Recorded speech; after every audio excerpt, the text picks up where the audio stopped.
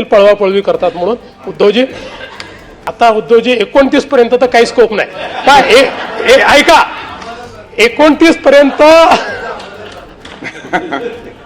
आम्हाला तिकडे याचा स्कोप उरला नाही. 29 तुम्हाला इकडे याचा स्कोप आता विचार करता येईल, म्हणजे त्याचा विचार आपण वेगळ्या पद्धतीने करू, पण आम्हाला तिकडे जायचा स्कोप हा काही या ठिकाणी उरलेला नाही.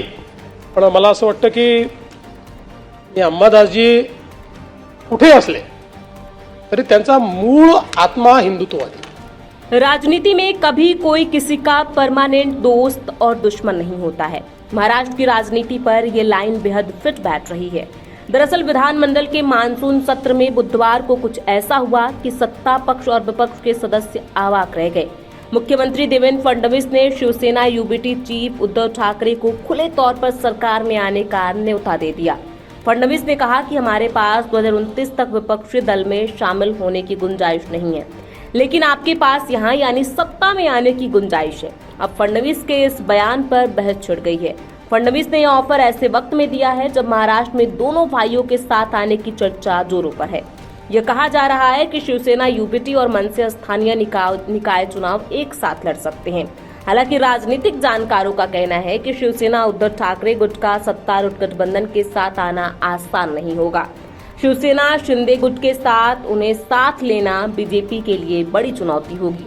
ऐसे में हम अपने इस खास वीडियो में आपको बताएंगे कि बीजेपी और शिवसेना कब कब साथ रहें, दोनों अलग क्यों हुए और बीजेपी के लिए शिवसेना क्यों जरूरी है. नमस्कार, मैं प्रियांशी और आप देख रहे हैं नव भारत लाइव. शिवसेना और बीजेपी कब कब आई साथ. 1989 में आधिकारिक रूप से दोनों पार्टियों के साथ आने के बाद कई ऐसे मौके आए जब बीजेपी और शिवसेना के बीच अनबन नजर आई. शिवसेना के संस्थापक बाला साहेब ठाकरे ने 1989 में भारतीय जनता पार्टी के साथ गठबंधन किया. बीजेपी की तरफ से स्वर्गीय प्रमोद महाजन ने इस गठबंधन में अहम भूमिका निभाई. दोनों पार्टियों ने 1989 का लोकसभा चुनाव और 1990 का महाराष्ट्र विधानसभा चुनाव साथ मिलकर लड़ा और सीटों के लिहाज से अपने ग्राफ में इजाफा किया. 1991 में अलग लड़ा बीएमसी चुनाव.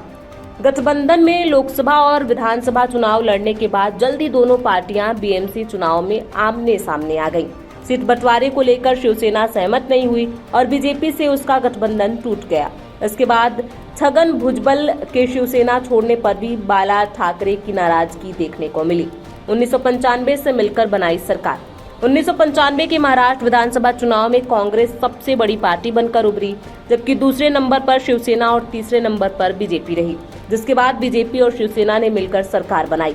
महाराष्ट्र के बाहर केंद्र की सत्ता में भी शिवसेना बीजेपी के साथ रही. अटल बिहारी वाजपेयी के नेतृत्व वाली एनडीए सरकार में शिवसेना कोटे से 2 कैबिनेट और 1 राज्य मंत्री रहे, लेकिन लेबर रिफॉर्म, मंदिर और 370 जैसे मसलों पर शिवसेना बीजेपी सरकार की आलोचना करती रही. विपक्ष में भी रहे साथ. 1999 के बाद से महाराष्ट्र में शिवसेना और बीजेपी विपक्ष में रहे, लेकिन कभी साथ नहीं छोड़ा. केंद्र में भी कांग्रेस के नेतृत्व वाली यूपीए सरकार में 2004 से 2014 तक विपक्ष का रोल बीजेपी और शिवसेना ने मिलकर निभाया. हालांकि 2014 का चुनाव दोनों पार्टियों ने अलग लड़ा. 2012 में शिवसेना के संस्थापक बाल ठाकरे का निधन हो गया, जिसके बाद 2014 के महाराष्ट्र विधानसभा चुनाव में बीजेपी से शिवसेना की बात नहीं हो पाई और दोनों ने अलग अलग चुनाव लड़ा. चुनाव के बाद शिवसेना बीजेपी सरकार में शामिल हो गई और राज्य सरकार के अलावा केंद्र की मोदी सरकार में भी हिस्सेदारी हासिल की. हालांकि इस दौरान किसान, नोटबंदी और जीएसटी जैसे मुद्दों पर शिवसेना बीजेपी सरकार की आलोचना करती रही. 2018 में शिवसेना प्रमुख उद्धव ठाकरे ने कभी भी बीजेपी से गठबंधन न करने तक की बात कह दी, लेकिन लोकसभा चुनाव से ठीक पहले फरवरी 2019 में दोनों दलों के बीच बराबर सीट वितरण और बराबर सत्ता के वादे के साथ गठबंधन हो गया. केंद्र में हिस्सेदारी पर शुरू हुई नाराजगी. दोनों पार्टियों ने मिलकर 2019 का लोकसभा चुनाव लड़ा. केंद्र में नरेंद्र मोदी के नेतृत्व में सरकार बनी और शिवसेना के कोटे से सिर्फ 1 मंत्री यानी अरविंद सावंत को शामिल किया गया. बीजेपी को लोकसभा में बम्पर बहुमत मिलने के चलते शिवसेना चाहकर भी इस हिस्सेदारी को चैलेंज नहीं कर सकी और उसने खामोशी अख्तियार कर ली. लेकिन जब विधानसभा चुनाव का नंबर आया तो टिकट बंटवारे पर शिवसेना ने बीजेपी को अपनी ताकत का एहसास कराया. 2019 में हुए महाराष्ट्र विधानसभा चुनाव में शिवसेना और बीजेपी के बीच सीट बंटवारे को लेकर फिर एक बार खींचाताना दिखाई दी. कई दिनों तक गठबंधन पर सस्पेंस बना रहा और नामांकन शुरू होने से ठीक पहले ही दोनों दलों के बीच डील फाइनल हो सकी। हालांकि शिवसेना को फिर भी बराबर सीटें नहीं मिल सकी, लेकिन चुनाव नतीजे ने उसे ताकत दिखाने का मौका दे दिया। 24 अक्टूबर को आए महाराष्ट्र विधानसभा के नतीजों में बीजेपी 105, शिवसेना 56, एनसीपी 54 और कांग्रेस 44 सीटें जीत सकी। इस तरह बीजेपी बहुमत से काफी दूर रह गई और इसी मौके पर शिवसेना ने अपनी शर्तों को सामने रख दिया। शिवसेना 50-50 फॉर्मूले के तहत 2.5 साल के लिए मुख्यमंत्री पद पर अड़ गई, लेकिन बीजेपी इस मांग पर बिल्कुल राजी नहीं हुई और अंततः इस मुद्दे पर दोनों पार्टियों की राहें एक बार फिर अलग हो गईं।